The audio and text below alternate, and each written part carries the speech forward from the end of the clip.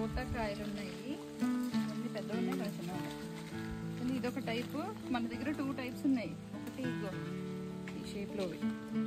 సరే ఎంత ఉందో, కొన్ని పెద్దగా అయినవి, కొన్ని ఇంకా పిందులు ఉన్నాయి.